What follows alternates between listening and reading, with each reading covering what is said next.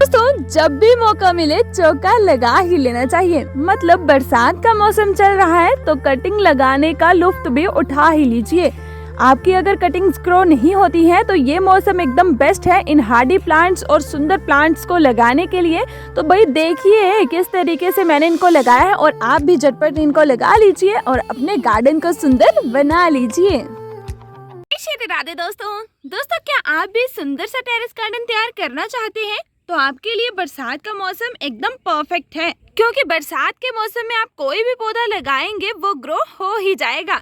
बस उसे लगाने का सही तरीका मालूम होना चाहिए। और जैसा कि आप सभी जानते हैं कि मैंने अपना गार्डन पूरा 1 साल पहले क्रिएट किया था और मैंने अपने गार्डन के पौधों की शुरुआत कटिंग वाले पौधों से की थी। फिर एक पौधा तैयार हो गया तो मैंने उससे अनेक पौधे तैयार कर लिए और अपने पूरे गार्डन में फैला लिए। तो बस उसी का नतीजा है आज ये कि मेरा पूरा गार्डन फूलों से भी भरा हुआ है और साथ में पौधों से भी भरा हुआ है। बट दोस्तों, इसके पीछे की एक सत्य घटना भी है। मैं हर बार सक्सेसफुल नहीं हो पाती हूँ कटिंग ग्रो करने के लिए। कई बार मेरी कटिंग्स ग्रो हो जाती हैं, बट कई बार ऐसा होता है कि वो ग्रो ही नहीं हो पाती। और उन कटिंग्स में शामिल है मेरी ये बोगनविलिया वाली कटिंग। मैंने इसे कई बार लगाने की कोशिश की, बट मैं कई बार अनसक्सेसफुल रही हूँ।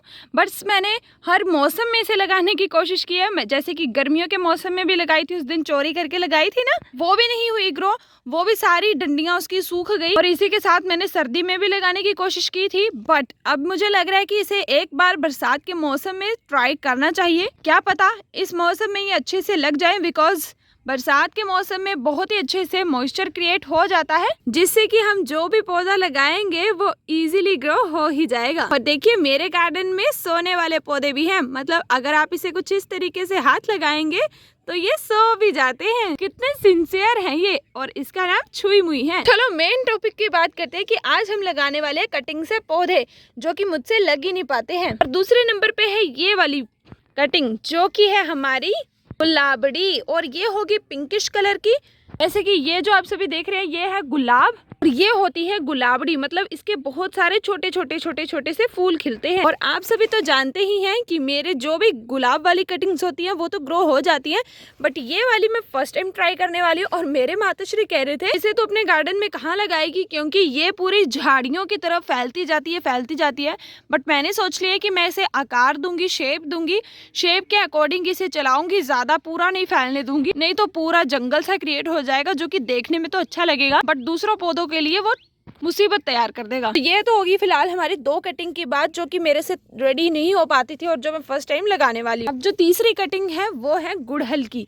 गुड़हल भी एक बहुत ही सुंदर सा पौधा है और इसे मैंने फर्स्ट टाइम जब ग्रो किया था तब ये ग्रो हो गया था, बट उसके बाद मैंने 2-3 बार और ट्राई किया लगाने का, वो नहीं हो पाया। एक ये है, ये देसी वैरायटी वाला गुड़हल है और एक इस पॉट में है जो कि हमारे हाइब्रिड वाले पॉट में लगा हुआ, मतलब हाइब्रिड वाले गुलाब के पॉट में लगा हुआ है। ये देखिए ये भी हाइब्रिड हिबिस्कस है, काफी अच्छे से ग्रो हुआ है। मैं इसे ट्रांसप्लांट करने की सोच रही हूँ, बस मेरे पॉट्स रेडी हो जाएंगे तो मैं इनको ट्रांसप्लांट कर दूंगी, क्योंकि इन सभी को अलग से बढ़िया सा पॉट चाहिए, क्योंकि ये अच्छे से फैलना चाहते हैं। सिर्फ ये 2 ही गुड़हल ग्रो हुए हैं, 2 नहीं यार 3 ये भी है एक और गुड़हल, ये मैंने ट्रांसप्लांट किया था उस दिन, याद है ना आपको, क्रेट वाले पॉट में शिफ्ट कर दिया ऐसे। और ट्रांसप्लांटेशन के बाद देखिए बहुत ही अच्छे से इसकी ग्रोथ हो रही है। बट अभी मैंने सोचा है कि चलो बरसात का मौसम चल रहा है तो थोड़ा और फैला देते हैं ऐसे, ताकि ज्यादा अच्छा लगे। मतलब मौके पे चौका मार लेना चाहिए। अब हम यहाँ से मैं अपने ही गार्डन से ले लूंगी ये कटिंग।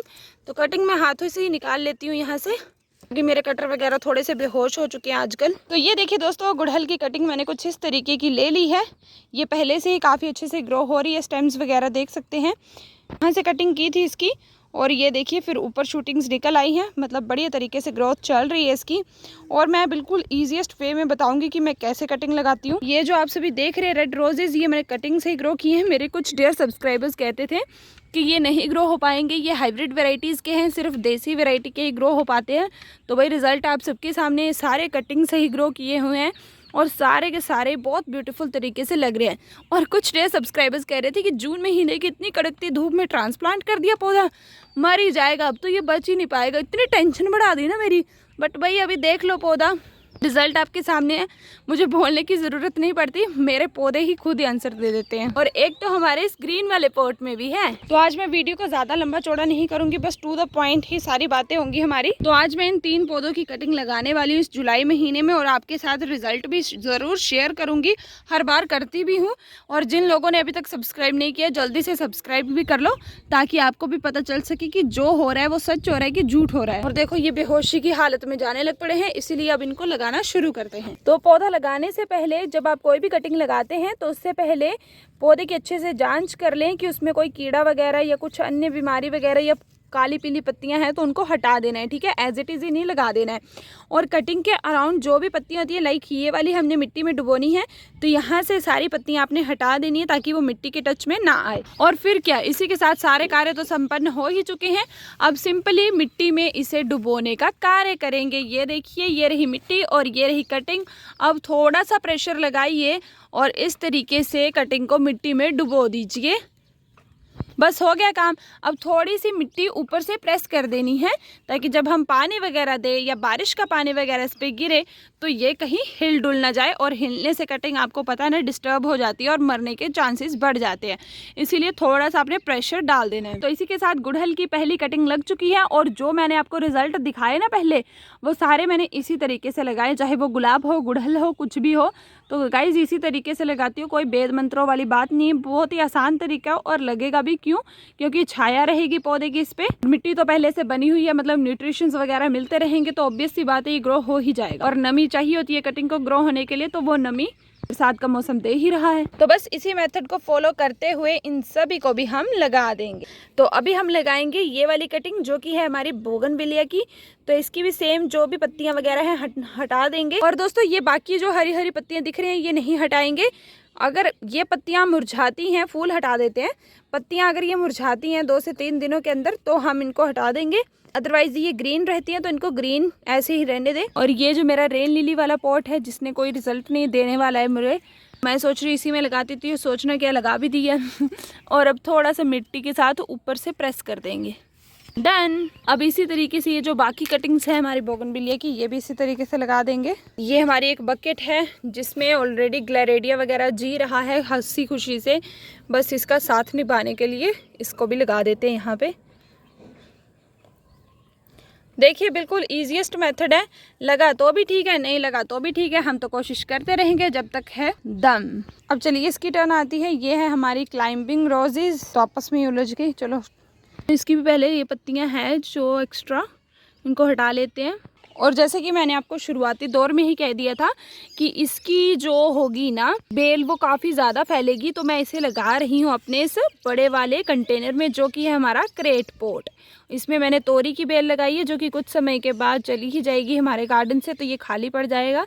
तो इसको खाली नहीं रहने देंगे, इससे पहले ही हम इसमें ये लगा देंगे। And then done. अब इसी तरीके से ये जो दूसरी वाली भी है, इसे भी लगा देंगे। पत्तियाँ हटाइए और फिर मिट्टी में डुबो दीजिए। और दोस्तों ये जो मैं कटिंग लगा रही हूँ, इनके चांसेस है ग्रो होने के 100 में से 95% चांसेस है कि ये ग्रो हो जाएंगे। 5% चांसेस थोड़े से कम हैं, वो देखेंगे कि होता है कि नहीं, बाकी किस्मत की बात है। वैसे तो मेरी मैक्सिमम ऐसी ही कटिंग ग्रो होती है, मैं कोई झूठ नहीं बोलती हूँ। जितनी बार मैं लगाती हूँ इसी तरीके से लगाती हूँ, कोई नया और मेथड नहीं है, बस यही एक सिंपल सा तरीका है, इसी से मैंने हर बार कटिंग ग्रो की है। बाकी किस्मत है। और बाकी थोड़ी सी क्या, ज़्यादा ही सॉइल की जो होती है ना फर्टिलिटी, वो भी मैटर करती है। तो इसी तरीके से दूसरी कटिंग को भी क्रेट पॉट में ही लगा दिया है। तो काफ़ी समय से मैं सोच रही थी इन कटिंग्स को लगाने की, तो फाइनली आज मैंने ये कटिंग लगा दी है। और अब 1.5 सब्सक्राइबर्स पूछेंगे कि आपने ये कटिंग कहाँ से लाई। कोई पैसों से तो कोई पौधा आता नहीं है, ना ही कटिंग आती है। तो मैंने ये अपने घर की जो बाउंड्री है यहाँ पे लगी थी, ये बोगनविलिया भी और साथ में ये देसी गुलाबड़ी, तो इन दोनों को मैं वहाँ से लाई हूँ। और गुड़हल तो आपने देख लिया, मैंने अपने गार्डन से ही लिया। तो इस तरीके से मैंने इन सबको लगा दिया है। अब इन सब के रिजल्ट भी आप सबके साथ ज़रूर शेयर करूँगी कि ये पौधे मर गए हैं कि ज़िंदा हैं, या कुछ भी एक्टिविटी जो भी होगी ज़रूर शेयर करूँगी। और जो मुझसे कुछ गलती हो जाएगी या फिर कुछ अच्छा काम करूँगी, वो मैं आपको ज़रूर बताऊँगी। तो इसी के साथ आप सभी को जय श्री राधे, जय श्री राम। मिलते हैं फिर नेक्स्ट वीडियो में।